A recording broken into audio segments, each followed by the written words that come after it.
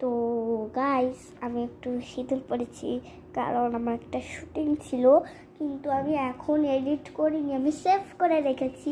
তো পরে আমি ছেড়ে দেবো, এডিট করে দেব। তো চলো তোমাদেরকে একটা জিনিস দেখাই।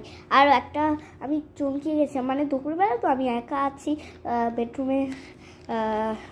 বেডরুমে বাবা আর মা স্কুলে। আর কী হয়েছে সেটাও আমি তোমাদেরকে পার্ট 2-তে বলবো। তার আগে আমার একটা কাজ দেখে নাও। আমি ভালোভাবে সেট করে নিলাম বাজে জায়গায়, কিন্তু ফোনটা একটু ভালোভাবে সেট করে নিও। তো এই পেপারটা আগে দেখো, এখানে সিগমা বয় লিখছিলাম, কিন্তু ভাবলাম ওইটা আমার পক্ষে সম্ভব না। তো আমি এই পেজে লিখেছি হচ্ছে বাংলা ভাষায়। তো আরেকটাও আমি লিখছি।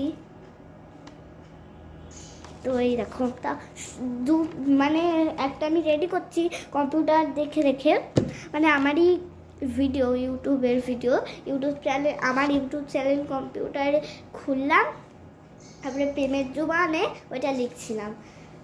দুকুল ভেসেছে পর্যন্তই আমি লিখেছি। তো এইটা দেখো, এটা আমি লিখেছি, সাথে ড্রয়িংও করেছি। ড্রয়িংটা একটু বাজে হয়েছে, তাও আমি তোমাদেরকে দেখাবো। তো চলো ব্যাক ক্যামেরা করি। তো এই যে দেখো, এই সবে শেষ হলো, সবে বসলাম। আমি পেরেছি, আমি এখন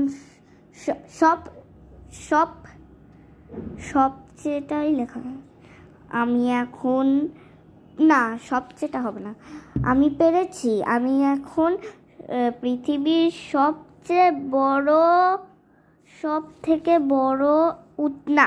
থেকে উঁচু বিল্ডিংয়ে টপে দাঁড়িয়ে আছি। এটা অসাধারণ। তো তোমরা দেখে নাও, আমি বলতে পারবো না।